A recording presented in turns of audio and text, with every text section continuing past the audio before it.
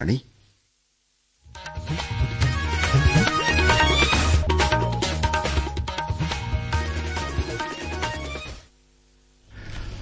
നമസ്കാരം. പ്രാദേശിക വാർത്തകൾ വായിക്കുന്നത് അനിൽ ചന്ദ്രൻ.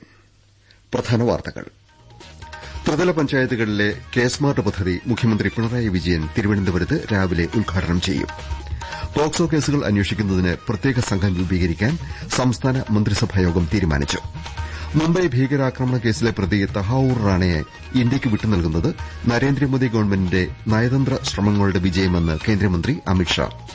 സംസ്ഥാനത്തെ സപ്ലൈകോ വിഷു ഈസ്റ്റർ ഫെയറുകൾക്ക് ഇന്ന് തുടക്കമാകും. ഐപിഎൽ ട്വന്റി ക്രിക്കറ്റിൽ ഗുജറാത്ത് ടൈറ്റൻസ് രാജസ്ഥാൻ റോയൽസിനെ തോൽപ്പിച്ചു. വാർത്തകൾ വിശദമായി. തദ്ദേശഭരണ സ്ഥാപനങ്ങളുടെ എല്ലാ സേവനങ്ങളും ഓൺലൈനിൽ ലഭ്യമാക്കുന്ന കെ സ്മാർട്ട് പദ്ധതി ഇന്നു മുതൽ മുഴുവൻ ത്രിതല പഞ്ചായത്തുകളിലും നിലവിൽ വരും. കെ സ്മാർട്ട് ത്രിതല പഞ്ചായത്തുകളിലേക്ക് വിന്യസിക്കുന്ന ചടങ്ങ് രാവിലെ തിരുവനന്തപുരം ഉദയ പാലസ് കൺവെൻഷൻ സെന്ററിൽ മുഖ്യമന്ത്രി പിണറായി വിജയൻ ഉദ്ഘാടനം ചെയ്യും. മന്ത്രി എം പി രാജേഷ് അധ്യക്ഷനാകുന്ന ചടങ്ങിൽ പ്രതിപക്ഷ നേതാവ് വി ഡി സതീശൻ, മന്ത്രിമാരായ K Rajan, K N Balagopal, V Sivankutty, G R Anil, chief secretary Sarada Muraleedharan തുടങ്ങിയവർ പങ്കെടുക്കും. ന്യൂസ് ഡെസ്കിൽ നിന്ന് കൂടുതൽ വിവരങ്ങൾ.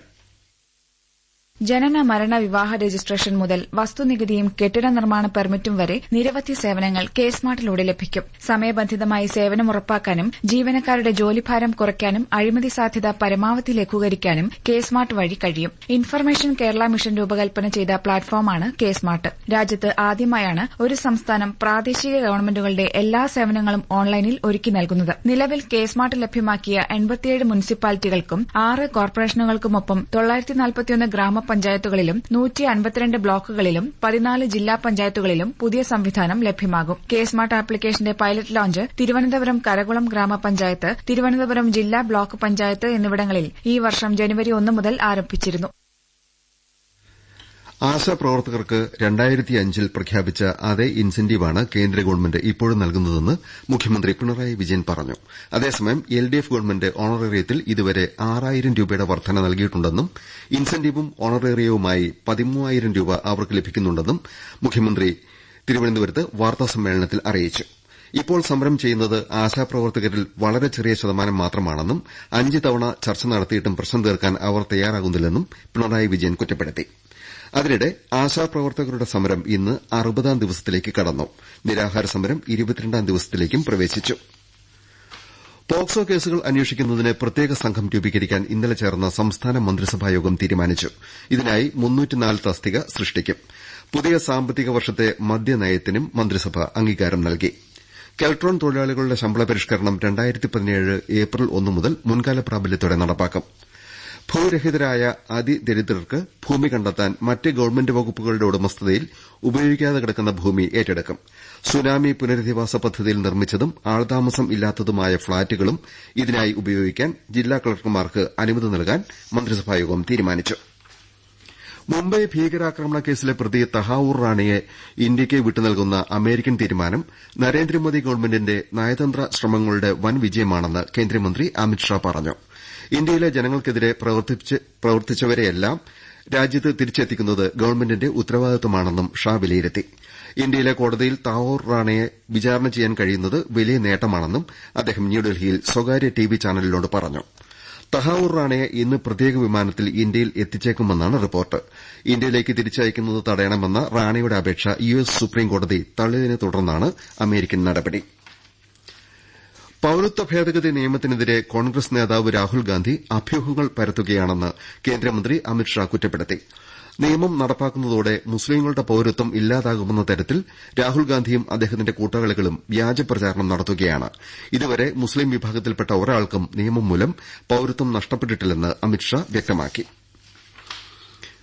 വഖഫ് ഭേദഗതി നിയമത്തിൽ കോൺഗ്രസ് നേതാവ് രാഹുൽ ഗാന്ധിയുടെയും പശ്ചിമബംഗാൾ മുഖ്യമന്ത്രി മമതാ ബാനർജിയുടെയും നിലപാടിനെ ബിജെപി വിമർശിച്ചു. 8 ലക്ഷത്തിൽപരം വഖഫ് സ്വത്തുക്കളിൽ സ്കൂളോ ആശുപത്രിയോ നൈപുണ്യ കേന്ദ്രങ്ങളോ നിർമ്മിച്ചിട്ടില്ലെന്ന് ബിജെപി നേതാവ് രവിശങ്കർ പ്രസാദ് ന്യൂഡൽഹിയിൽ പറഞ്ഞു. ഇക്കാര്യത്തിൽ രാഹുൽ ഗാന്ധി മൌനം പുലർത്തുകയാണെന്നും രവിശങ്കർ പ്രസാദ് കുറ്റപ്പെടുത്തി. ജില്ലാ പ്രസിഡന്റുമാരെ സംഘടനാ തലത്തിൽ പാർട്ടിയുടെ അടിത്തറയാക്കുമെന്ന് കോൺഗ്രസ് നേതാവ് രാഹുൽ ഗാന്ധി പറഞ്ഞു. അഹമ്മദാബാദിൽ 84ാമത് എഐസിസി സെഷനിലാണ് അദ്ദേഹം പാർട്ടിയുടെ സംഘടനാ ഘടനയിൽ സുപ്രധാന മാറ്റങ്ങൾ അറിയിച്ചത്. 3000-ലധികം പ്രതിനിധികൾ എഐസിസി സെഷനിൽ പങ്കെടുത്തു. ഭാവി രാഷ്ട്രീയ വെല്ലുവിളികളും വരാനിരിക്കുന്ന തെരഞ്ഞെടുപ്പ് തന്ത്രങ്ങളും സെഷൻ ചർച്ച ചെയ്തു. കേന്ദ്ര സഹമന്ത്രി സുരേഷ് ഗോപി നാഗാലാന്റിലെ ന്യൂലാന്റ് ജില്ല സന്ദർശിച്ചു. വകുപ്പ് മേധാവികളുമായി അദ്ദേഹം ചർച്ച നടത്തി. വിനോദസഞ്ചാര മേഖലയിൽ ഇനിയും തീർപ്പാക്കാത്ത പദ്ധതികൾ വേഗത്തിലാക്കാൻ മന്ത്രി ആവശ്യപ്പെട്ടു. നിക്കേഖു ഗ്രാമത്തിലെ ഗവൺമെന്റ് ഹൈസ്കൂൾ സന്ദർശിച്ച സുരേഷ് ഗോപി സ്കൂൾ അധികൃതരുമായും വിദ്യാർത്ഥികളുമായും സംവദിച്ചു. അമേരിക്ക ഏർപ്പെടുത്തിയ പകരച്ചുങ്കം നടപ്പാക്കുന്നതിന് ചൈനയൊഴികെ രാജ്യങ്ങൾക്ക് 90 ദിവസത്തെ ഇടവേള യുഎസ് പ്രസിഡന്റ് ഡൊണാൾഡ് ട്രംപ് പ്രഖ്യാപിച്ചു.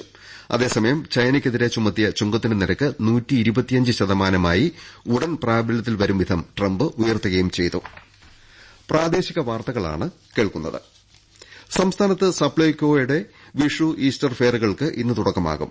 ഈ മാസം 19 വരെയാണ് ഫെയറുകൾ. എല്ലാ താലൂക്കിലെയും ഒരു പ്രധാന വിൽപ്പനശാല കേന്ദ്രീകരിച്ചാണ് ഫെയർ ക്രമീകരിക്കുന്നത്. കൺസ്യൂമർ ഫെഡിന്റെ വിഷു ഈസ്റ്റർ സഹകരണ ചന്തകളും വെള്ളിയാഴ്ച മുതൽ ഈ മാസം 21 വരെ തുറന്ന് പ്രവർത്തിക്കും. ത്രിവേണി സൂപ്പർമാർക്കറ്റുകൾ ഉൾപ്പെടെ 170 കൺസ്യൂമർ ഫെഡ് വിപണന കേന്ദ്രങ്ങളാണ് സംസ്ഥാനത്ത് ക്രമീകരിക്കുന്നത്. സംസ്ഥാന വ്യവസായ വകുപ്പിന് കീഴിലെ ലാഭത്തിൽ പ്രവർത്തിക്കുന്ന പൊതുമേഖലാ സ്ഥാപനങ്ങളുടെ എണ്ണം 24 വർദ്ധിച്ചു. ഇവയുടെ സഞ്ചിത പ്രവർത്തന ലാഭം 134 കോടി 56 ലക്ഷം രൂപയായി ഉയർന്നെന്ന് മന്ത്രി പി രാജീവ് അറിയിച്ചു. നേരത്തെ 18 പൊതുമേഖലാ സ്ഥാപനങ്ങളാണ് ലാഭത്തിൽ പ്രവർത്തിച്ചിരുന്നത്. ചവറ കേരള മിനറൽസ് ആന്റ് മെറ്റൽസാണ് ഏറ്റവുമധികം ലാഭമുണ്ടാക്കിയത്. 107 കോടി 67 ലക്ഷം രൂപ. കെൽട്രോൺ 50 കോടി 54 ലക്ഷം രൂപയും പ്രവർത്തന ലാഭമുണ്ടാക്കി. ലാഭത്തിലേക്ക് എത്താൻ കഴിയാതിരുന്ന പൊതുമേഖലാ സ്ഥാപനങ്ങൾ നഷ്ടം ഗണ്യമായി കുറച്ചെന്നും മന്ത്രി പറഞ്ഞു. മാലിന്യമുക്തം നവകേരളം ജനകീയ ക്യാമ്പയിനിൽ മാലിന്യ സംസ്കരണത്തിന് മികച്ച പ്രവർത്തനം കാഴ്ചവെച്ച കണ്ണൂർ ജില്ലയ്ക്ക് പുരസ്കാരം. തിരുവനന്തപുരത്ത് വൃത്തി കോൺക്ലേവിൽ ജില്ലാ പഞ്ചായത്ത് പ്രസിഡന്റും ജില്ലാ കളക്ടറും ചേർന്ന് മന്ത്രി എം പി രാജേഷിൽ നിന്ന് പുരസ്കാരം ഏറ്റുവാങ്ങി. കോഴിക്കോട് ജില്ലയ്ക്കാണ് രണ്ടാം സ്ഥാനം. ആകാശവാണി കണ്ണൂർ ജില്ലാ പ്രതിനിധി കെ ഒ ശശിധരൻ തയ്യാറാക്കിയ റിപ്പോർട്ട്. ജില്ലാ ഭരണകൂടത്തിന്റെയും വിവിധ തദ്ദേശ സ്ഥാപനങ്ങളുടെയും വേറിട്ട പ്രവർത്തനമാണ് ജില്ലയെ ഒന്നാമതെത്താൻ സഹായിച്ചത്. മാലിന്യം വലിച്ചെറിയുന്നതിനു പകരം ശാസ്ത്രീയമായ രീതികൾ അവലംബിക്കുക എന്ന ബോധം പൊതുസമൂഹത്തിൽ സൃഷ്ടിക്കാനായത് വലിയ നേട്ടമായി വിലയിരുത്തുന്നു. ഹരിത അയൽക്കൂട്ടങ്ങളും ഹരിത വിദ്യാലയങ്ങളും കലാലയങ്ങളും ഹരിത പട്ടണങ്ങളും ഹരിത ഇടങ്ങളുമെല്ലാം പ്രചാരണ പ്രവർത്തനങ്ങൾക്ക് ആക്കം കൂട്ടുന്നവയായിരുന്നു. ഒറ്റക്കെട്ടായ പ്രവർത്തനത്തിന്റെ വിജയമാണിതെന്ന് ജില്ലാ കലക്ടർ അരുൺ കെ വിജയൻ പറഞ്ഞു. ഹരിത ശുചിത്വ മാതൃകാ ജില്ലയായി കണ്ണൂരിനെ മാറ്റിയെടുക്കാൻ സഹായിച്ച മുഴുവൻ തദ്ദേശ സ്ഥാപനങ്ങൾക്കും മിഷനുകൾക്കും വകുപ്പുകൾക്കും വ്യക്തികൾക്കും സ്ഥാപനങ്ങൾക്കും ജില്ലാ കലക്ടർ നന്ദി അറിയിച്ചു. ഇന്ന് ലോക ഹോമിയോപ്പതി ദിനം. ഹോമിയോപ്പതിയുടെ ഉപജ്ഞാതാവ് ഡോക്ടർ സാമുവൽ ഹാനിമാന്റെ ജന്മദിനമായ ഏപ്രിൽ 10 ലോക ഹോമിയോപ്പതി ദിനമായി ആചരിക്കുന്നത്. ആയുഷ് മന്ത്രാലയത്തിന്റെ കണക്കനുസരിച്ച് രാജ്യത്ത് 100 ദശലക്ഷത്തിലധികം ആളുകൾ ആരോഗ്യ ആവശ്യങ്ങൾക്കായി ഹോമിയോപ്പതിയെയാണ് വിശ്വസിക്കുന്നത്. വിഷു അടുത്തെത്തിയതോടെ വഴിയോരങ്ങളിലും വിൽപ്പനശാലകളിലും ശ്രീകൃഷ്ണ രൂപങ്ങൾ നിരന്നു. പല നിറത്തിലും വലിപ്പത്തിലും നിർമ്മിച്ച കൃഷ്ണപ്രതിമകൾ വിഷുപ്പുലരിയെ ഐശ്വര്യപൂർണ്ണമാക്കും. ആകാശവാണി ഇടുക്കി ജില്ലാ പ്രതിനിധി രതീഷ് കൃഷ്ണന്റെ റിപ്പോർട്ട്. കൊന്നപ്പൂവും കണിവെള്ളരിയും ശ്രീകൃഷ്ണ വിഗ്രഹവും ചേർന്ന വിഷുക്കണിയുണ്ടെങ്കിലേ മലയാളികളുടെ വിഷുപ്പുലരിയും വിഷു ആഘോഷവും പൂർണ്ണമാകുകയുള്ളൂ. പുലർകാലത്തെ പുഞ്ചിരി തൂകുന്ന കൃഷ്ണവിഗ്രഹത്തിലെ കാഴ്ച സമ്പൽ സമൃദ്ധിയുടെ നാളുകൾ സമ്മാനിക്കുമെന്നാണ് വിശ്വാസം. വിഷുപ്പുലരി അടുത്തെത്തിയതോടെ നാട്ടിലെയും നഗരത്തിലെയും വ്യാപാരശാലകളിലും വഴിയോരങ്ങളിലുമെല്ലാം കൃഷ്ണവിഗ്രഹങ്ങൾ വിൽപ്പനയ്ക്കായി നിരന്നു കഴിഞ്ഞു. വിഷുപ്പുലരിക്ക് ഏതാനും ദിവസങ്ങൾ മാത്രം ശേഷിക്കെ കൃഷ്ണവിഗ്രഹങ്ങളുടെ വിൽപ്പന തകൃതിയായി നടക്കുന്നുണ്ടെന്ന് വ്യാപാരികൾ പറഞ്ഞു. കൃഷ്ണവിഗ്രഹ നിർമ്മാണ മേഖലയിൽ പ്രവർത്തിക്കുന്നവർക്ക് ഏറ്റവുമധികം വരുമാനം ലഭിക്കുന്ന കാലം കൂടിയാണ് വിഷുക്കാലം. കൃഷ്ണവിഗ്രഹങ്ങൾക്കൊപ്പം രാധാകൃഷ്ണ വിഗ്രഹങ്ങൾക്കും വിഷുക്കാലത്ത് ആവശ്യക്കാർ ഏറെയുണ്ട്. അഹമ്മദാബാദിൽ ഐപിഎൽ 2020 ക്രിക്കറ്റിൽ ഗുജറാത്ത് ടൈറ്റൻസ് രാജസ്ഥാൻ റോയൽസിനെ 58 റൺസിന് പരാജയപ്പെടുത്തി. ഇന്ന് ബംഗളൂരു ഡൽഹിയെ നേരിടും. തീരമേഖല പ്ലാസ്റ്റിക് മുക്തമാക്കുന്ന ശുചിത്വസാഗരം സുന്ദരതീരം പദ്ധതിയിൽ മലപ്പുറം ജില്ലയിൽ പാലപ്പെട്ടി മുതൽ കടലുണ്ടി നഗരം വരെ ശുചീകരിക്കും. നാളെ 38 ആക്ഷൻ സെന്ററുകളുടെ നേതൃത്വത്തിലാണ് മാലിന്യമുക്ത നടപടികൾ. കോടതി ഫീസ് വർദ്ധിപ്പിച്ച സംസ്ഥാനത്തിന്റെ തീരുമാനം ഉടൻ പിൻവലിക്കണമെന്ന് ബിജെപി ലീഗൽ സെൽ സംസ്ഥാന സമിതി ആവശ്യപ്പെട്ടു. നിയമപരിരക്ഷ എല്ലാവർക്കും ലഭ്യമാകാതിരിക്കാൻ ഫീസ് വർദ്ധന കാരണമാകുമെന്നും ലീഗൽ സെൽ കൊച്ചിയിൽ പ്രസ്താവനയിൽ പറഞ്ഞു. ത്രിതല പഞ്ചായത്തുകളിലെ കെ സ്മാർട്ട് പദ്ധതി മുഖ്യമന്ത്രി പിണറായി വിജയൻ തിരുവനന്തപുരത്ത് രാവിലെ ഉദ്ഘാടനം ചെയ്യും. പോക്സോ കേസുകൾ അന്വേഷിക്കുന്നതിന് പ്രത്യേക സംഘം രൂപീകരിക്കാൻ സംസ്ഥാന മന്ത്രിസഭായോഗം തീരുമാനിച്ചു. മുംബൈ ഭീകരാക്രമണ കേസിലെ പ്രതി തഹാവൂർ റാണയെ ഇന്ത്യയ്ക്ക് വിട്ടുനൽകുന്നത് നരേന്ദ്രമോദി ഗവൺമെന്റിന്റെ നയതന്ത്ര ശ്രമങ്ങളുടെ വിജയമെന്ന് കേന്ദ്രമന്ത്രി അമിത്ഷാ. സംസ്ഥാനത്തെ സപ്ലൈകോ വിഷു ഈസ്റ്റർ ഫെയറുകൾക്ക് ഇന്ന് തുടക്കമാകും. ഐപിഎൽ 2020